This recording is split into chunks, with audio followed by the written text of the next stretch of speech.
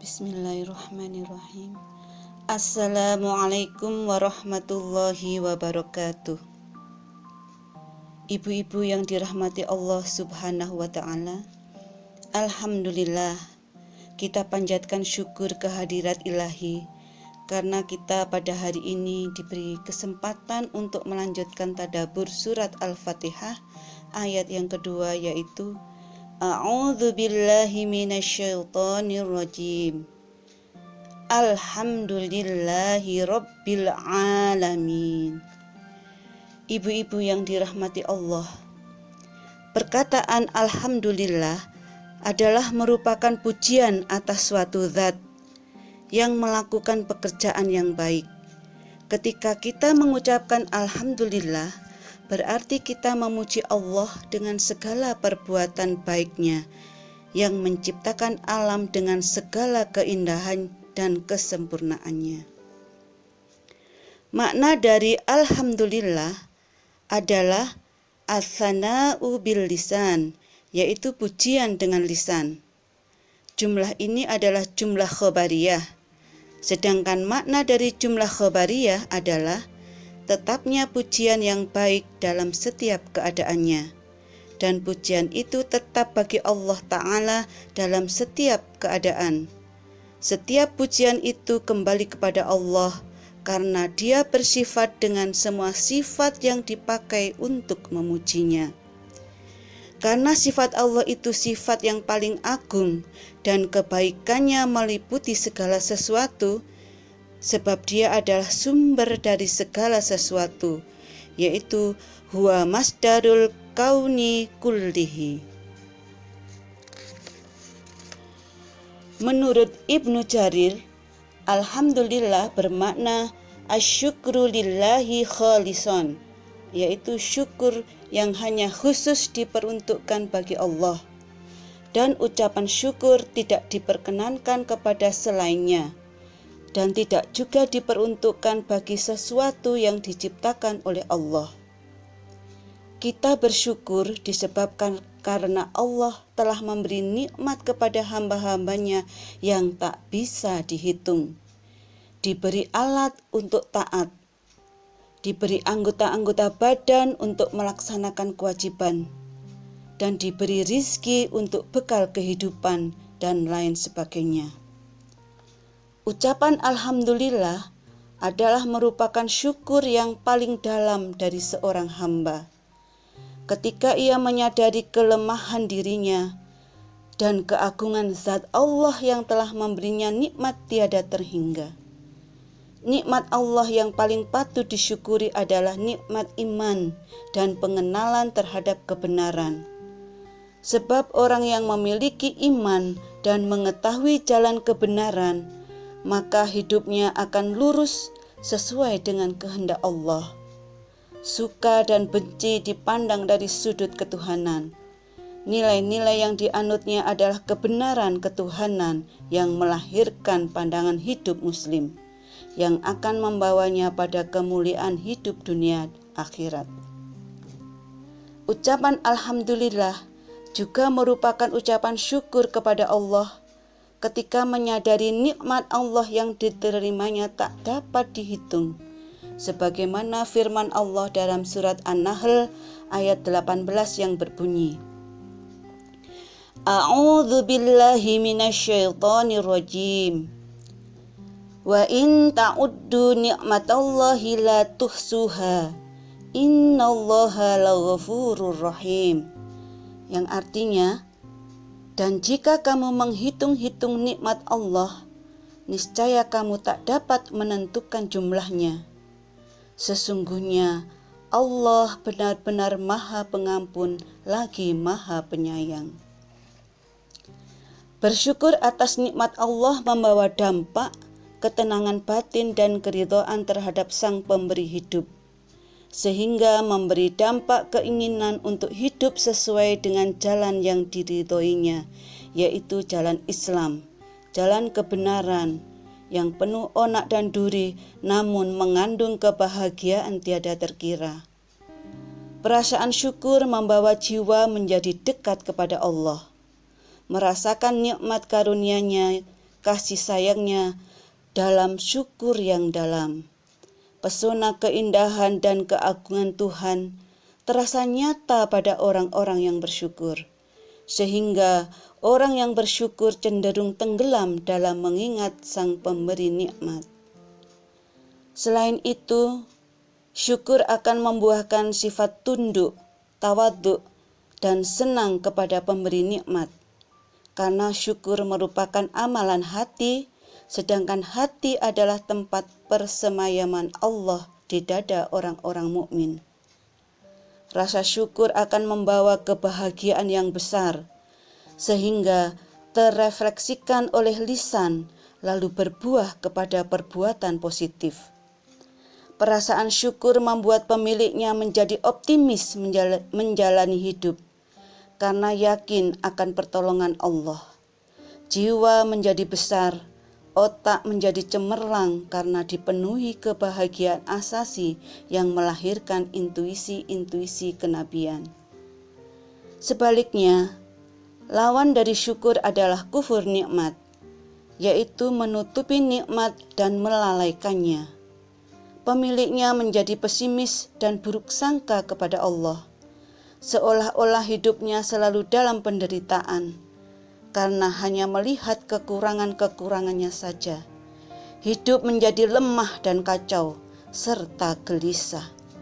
Sebagian besar energinya dipakai buat berkeluh kesah atas apa yang terjadi, tidak memiliki pandangan ke depan yang optimis. Hidupnya menjadi merana dan menyesali nasib. Ibu-ibu yang dirahmati Allah, kata-kata Robbi menurut Abul A'la Al-Maududi memiliki arti yang komprehensif, yaitu yang pertama, artinya zat yang memelihara, menjamin, dan memenuhi segala kebutuhan alam semesta. Yang kedua, artinya zat yang membimbing, mengawasi, serta memperbaiki dalam segala hal. Yang ketiga, sebagai tuan besar, majikan, pemimpin yang padanya tergantung gerakan segala sesuatu. Yang keempat, sebagai kepala yang diakui kekuasaannya, kewibawaannya, dan semua perintah-perintahnya untuk dipatuhi dan diindahkan. Yang kelima, sebagai raja dan pemilik. Dari sini nampak terang bahwa setelah mengucapkan Alhamdulillahirabbil alamin, kita seharusnya memiliki sikap tauhid yang jelas bahwa selain Allah sebagai pencipta, maka Allah sebagai penguasa dan pemelihara seluruh alam. Hingga kita sebagai ciptaannya wajib tunduk pada undang-undang dan perintah-perintah Allah yang mengatur alam ini. Semenjak mengucapkan kalimat Alhamdulillah ini, maka kita tidak boleh lagi berakidah sebagaimana orang-orang Arab jahiliyah. Mereka mengakui Allah sebagai pencipta, namun tidak mengakui Allah sebagai penguasa dan pengatur alam semesta ini. Sehingga mereka menciptakan hukum-hukum baru di luar syariat Allah. Oleh karena itulah mereka digolongkan oleh Allah sebagai kaum musyrikin, yaitu kaum yang menyekutukan Allah dalam hal pembuatan undang-undang kehidupan dan kemasyarakatan. Ibu-ibu yang dirahmati Allah, semenjak kita mengenal Allah sebagai Rabbul Alamin, maka sejak itulah kita seharusnya berkeyakinan bahwa hak Allah lah yang menurunkan aturan-aturan dan undang-undang sesuai dengan kehendak dan pengetahuannya, demi kemaslahatan manusia, dan manusia tidak boleh lagi membuat syariat-syariat baru dan undang-undang baru yang menentang dan melanggar undang-undang Allah. Sebagaimana saat ini kita lihat banyak manusia yang mengaku mempertuhankan Allah, namun membuat aturan-aturan kehidupan yang berbeda dengan undang-undang Allah, bahkan melanggar ayat-ayat Al-Quran. Maka dengan demikian dapat dipastikan bahwa ucapan Alhamdulillahirabbil alamin tak berarti apapun bagi mereka, karena diucapkan tanpa dipahami konsekuensi dan maknanya, sehingga mereka sengaja maupun tanpa sengaja menandingi Allah untuk membuat syariat-syariat dan undang-undang baru yang berbeda dengan kehendak Allah. Di dalam surat Asy-Syura ayat 21 dan surat An-Nisa ayat 60, demikian juga yang tercantum dalam surat An-Nisa 51 disebutkan sebagai berikut. A'udzu billahi minasyaitonir rajim. Alam taro ilal ladzina utu nasibam minal kitabi yu'minuna bil jibti wat taghut wa yaquluna lil ladzina kafaru haula'i ahda minal ladzina amanu sabila. Yang artinya, apakah kamu tidak memperhatikan orang-orang yang diberi bagian dari Alkitab? Mereka percaya kepada jibti dan taghut dan mengatakan kepada orang-orang kafir, yaitu musyrik Mekah, bahwa mereka itu lebih benar jalannya daripada orang-orang yang beriman. Ibu-ibu yang dirahmati Allah, dengan mengucapkan Alhamdulillahirabbil alamin, kita memuji kepada Allah dan bersyukur kepadanya karena telah membimbing dan mengatur atau mendidik seluruh alam, sebagaimana juga dalam hadis yang diriwayatkan Tirmidzi yang berbunyi sebagai berikut. Ar-Rasulillahi sallallahu alaihi wasallam qol, afdalu dzikri la ilaha illallah wa afdalu du'a alhamdulillah. Yang artinya, dari Rasulullah sallallahu alaihi wasallam beliau bersabda, sebaik-baik zikir adalah kalimat la ilaha illallah dan seutama-utama doa adalah alhamdulillah. Dalam hadis juga dikatakan, an Rasulillahi sallallahu alaihi wasallam annahu qala, ma an'amallahu ala 'abdin ni'mah faqala alhamdulillah illa kana alladzi a'ta afdala mimma akhadha. Yang artinya, dari Rasulullah sallallahu alaihi wasallam bahwasanya beliau bersabda, apabila Allah memberikan suatu nikmat kepada seorang hamba, lalu dia mengucapkan alhamdulillah, maka Allah akan memberi yang lebih utama dari yang telah ia dapat. Ibu-ibu yang dirahmati Allah, dengan demikian dapatlah kita simpulkan bahwa yang pertama, dari segi akidah, kalimat ini menyatakan bahwa Allah lah penguasa, pemelihara, dan pengatur seluruh alam ini. Maka dialah yang berhak untuk membuat undang-undang kehidupan demi kemaslahatan manusia dan seluruh makhluknya. Maka manusia tidak boleh membuat undang-undang apapun yang menyalahi syariatnya.